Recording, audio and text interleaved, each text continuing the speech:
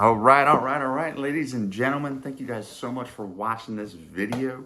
It has been a while. I've been trying to get some stuff going. Today I'm super excited because I actually got a reel, which I haven't done in quite some time. I mean, I had a pretty solid lineup and I kept on getting them fixed. But what I found out is obviously there's going to be someone that, they can fix their own reels, and whenever they can fix their own reels, they save a bunch of costs. But I sent off like 3 different reels.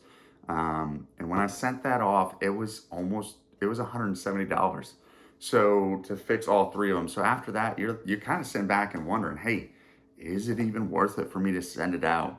Is that something that is even a good idea? Or buy a new one. You could literally buy a new one for almost that price, maybe a little bit more. Obviously, it is one of those things that I try to fix them a little bit more. But one of my common things that I ran into with Shimano's, mainly Shimano's, but also with some other reels, was really the roller bearings having issues, as well as, corrosion to where the reel would start making noise or the reel handle would be kind of stiff. Now, obviously, I have taken it off before and put a little bit more grease in there, and it's helped out. But without further ado, I stopped at the new sports shop in Kinston and picked up what I was just amazed that they even had it, honestly, because nowadays we have all sorts of supply chain issues and whatnot. But either way, they had the Daiwa Saltist MQ 2500 DH, right? So with that being said, why am I so excited about it? So the number one reason why I am excited about it is because of the fact this one here has a mono Q body. What that really means is they made a lot more of this body out of aluminum, but not only that, it's also more of a single design. It's a entire body versus parts that get screwed together where water and corrosion can seep in from there. So without further ado, let's open this up. Let's check it out. Let's see it. I'm excited. I'm stoked. This weekend, we're going to get after it. We're going to go check and see what we can do with this guy. I never had the original to be able to go through and give you any sort of review there, but at the same time, this is actually my first Daiwa product. I've never had a Daiwa reel until this one right here. So that's pretty awesome. I picked it out. So this is what we got straight out of the package. You'll notice that it has a giant handle. I guess from what I heard from Daiwa, they practiced with these. They tried them out over in Japan and where their actual facilities are. Some of those kind of areas there, they tried out these larger handles and apparently did well. So they're hoping that they're going to do well here with the States. You can see the body here, very beautiful, very blue, just blue accents really, and I like that. The big thing that drew me to this reel, it's probably the number one thing, is really the fact that all of this is basically one frame. Down here, where we used to have like 4 or 5 screws, there's none of those screws there. There's 1 here, and that's 2 here, and that's probably just holding that piece together and maybe holding a little bit together. The real important thing for me is the fact that, hey, that means that water and corrosion isn't going to get into my gear so much. And that was my number one thing when I bought another reel. I said, I don't want these reels to just last 3-4 years. And that's kind of even pushing it. I probably sent them into the shop before that. I really would like a reel that could last me longer. I used to kayak fish a bit, and also now that I have my boat, I want this reel to last a good time, and I'd be willing to pay a little bit more because this one does retail at the 2500. This retails at $299, so it's not cheap, and I won't even pretend that it is cheap. Another thing right out the box that I just noticed is their way of screwing in the handle. That's genius. Why have we not done this before? Many of the other reels, when you unscrew the handle, you'll notice that there is a little like bolt head here. It's a bolt of sorts, and it bolts into here where you screw it on. This one has it all sealed, and you really are only screwing into this little, maybe 1/8 of an inch piece. Now, however, that could cause an issue down the road because it was only like a little tiny bolt piece like that big, only like an eighth of an inch big. So I wonder how that'll hold up as far as big fish go or any sort of fish with weight. That could be interesting. But obviously, whenever you go through and you are reeling in a fish, you're not putting all of the tension necessarily on this handle, but I am a little concerned with the fact that it doesn't have a lot of that threading to keep this on here. At the same time, I didn't think, completely different situation. I didn't think that this ball was made of, actually when I picked it up, I thought it was like a polymer or plastic.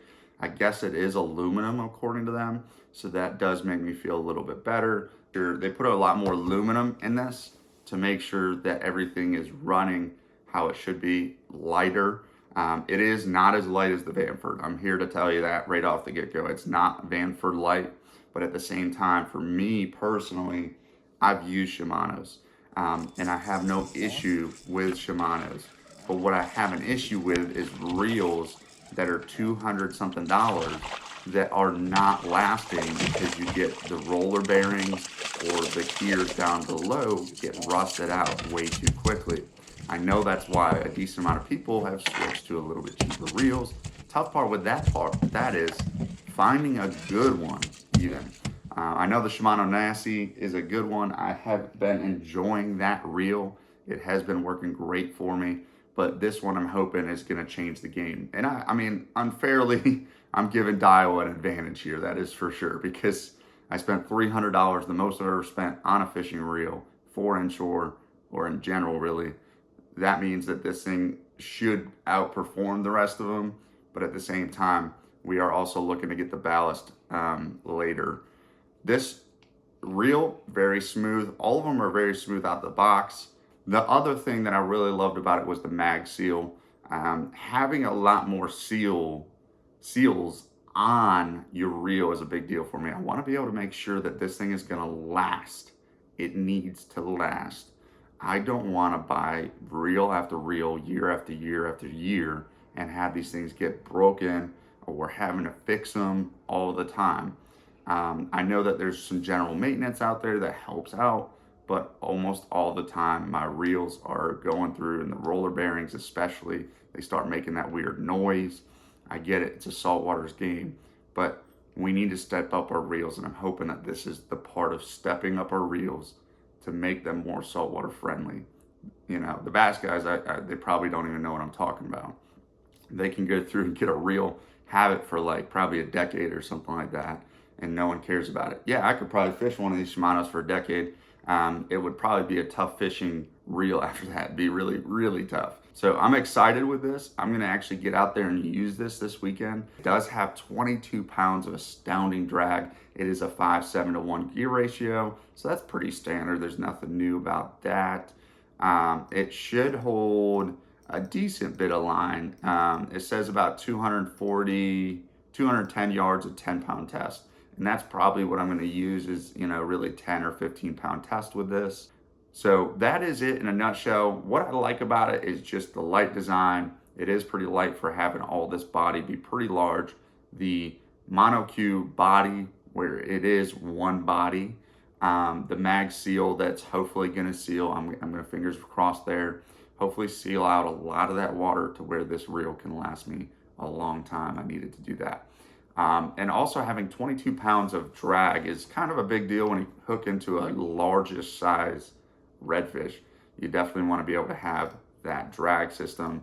Hopefully it holds up, because I know I will be comparing to this some of the Clashes that I've used, the Stradics that I have. So a lot of just hopes and dreams with this one. Hopefully it's not just going to fail me. Again, it starts retailing at $299.99, going all the way up to, if you get there 20,000 size, is $389. I'm not really worried about that because I just really inshore fish most of the time, so I don't need any giant reels. But yeah, that's it. The new Diawa Saltist MQ reel 2500. I am so excited to get out there, get fishing with this thing, and get reviewing it in the field for you guys. So let's check it out. If you guys like this video, please smash that thumbs up button, as well as if you guys aren't subscribed, please subscribe. It does help me out quite a bit. And leave a comment in the comment section below if you have used the Daiwa MonoQ, or if you're a hardcore Daiwa fan, please drop in the comment section below.